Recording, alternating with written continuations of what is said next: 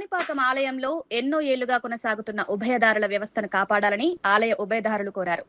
Chittoor press club లో ఏర్పాటు చేసిన మీడియా సమావేశంలో ఆలయ ఉభయదారులు రాజ్ కుమార్, గోపీనాథ్, పరదేశి మాట్లాడారు. ఆలయం ఏర్పడిన నాటి నుంచి ఉభయదారుల వ్యవస్థ కొనసాగుతోందని, భక్తుల భాగస్వామ్యంతో ఆలయ కార్యకలాపాలు ముందుకు సాగుతున్నాయన్నారు. ఈ సాంప్రదాయాన్ని భవిష్యత్తులో కూడా కొనసాగించేందుకు ఆలయ అధికారులు సహకరించాలని విజ్ఞప్తి చేశారు. దానిపైన చర్చించాలని మా యొక్క ఉద్దేశం. ఎందుకంటే ఈ మధ్యకాలంలో కాణిపాక గుడికాడ అధికారులు ఎవరు కూడా స్పందించడం లేదు. ఒక ఉభయదారు అంటే కూడా గౌరవం లేదు. చూడండి, ఒక ఉభయదారి పైన అక్కడ పనిచేసే సిబ్బంది దాడి చేస్తే ఈఓ గారికి కంప్లైంట్ చేస్తే కూడా కనీసం అధికారులు కానీ ఈఓ కానీ లేక చైర్మన్ గారు కానీ కూడా ఇంతవరకు స్పందించలేదు. 8వ తారీఖున దాడి చేస్తే కూడా. కాబట్టి మేమందరం కూడా అక్కడ ఉభయదార వ్యవస్థ పూర్వజన్మల నుంచి కూడా మాకంతా ఇచ్చినటువంటి పరిస్థితి. అక్కడ ఆ వ్యవస్థని మేము కాపాడుకోవాలా, ఆ వ్యవస్థని మేము అక్కడ అట్లే కొనసాగించాలని చెప్పి మేమందరం కూడా 24వ తేదీ ఆదివారం పూట ఆడందరూ చేరి మేము దీనిపైన పూర్తిగా చర్చించి త్వరలోనే ఈ కమిటీలని కూడా వేసుకొని మేము గుడికి డెవలప్మెంట్కి మేము సహకరించాలని కూడా మేమందరూ కూడా ఒక ఏక నిర్ణయంతో అందరికీ తెలియపరిచి చేస్తున్నాం. ఈ విషయాలను మీతో పాల్పంచుకోవాలనేసే మేము ఈ ప్రెస్ క్లబ్ ద్వారా అందరికీ ఉభయదారులకు కూడా తెలియజేస్తున్నాం.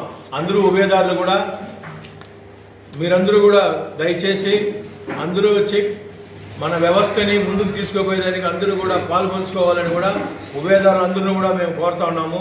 మీ సమస్యలు ఏమన్నా? మా అధ్యక్షుల వారు మరణించిన అనంతరం అక్కడ జరిగే పరిణామాలు ఏది కూడా మాకు సహకరించడం లేదు.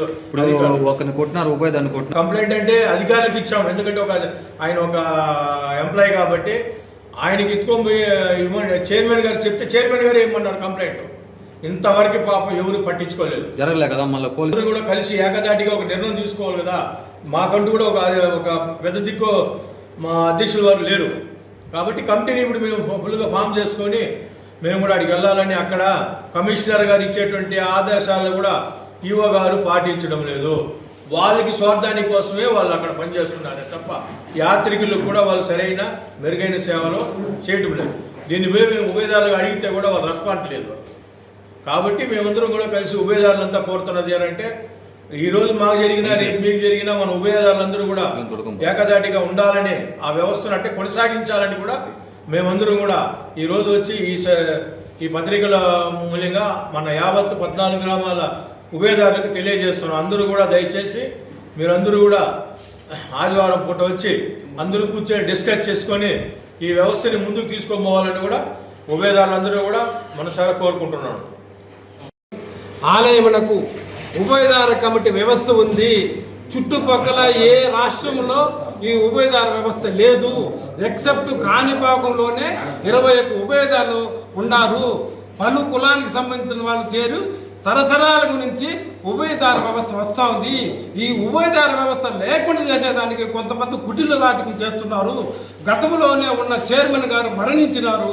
కాబట్టి తప్పనిసరిగా ఈ నెల 24వ తేదీ ఆదివారం నాడు ఉభయదారులందరూ కలిసి నూతన కమిటీ ఏర్పాటు చేసుకోవాలని ఉభయదారులకు అందరూ విజ్ఞప్తి చేస్తున్నాం. Thank you sir.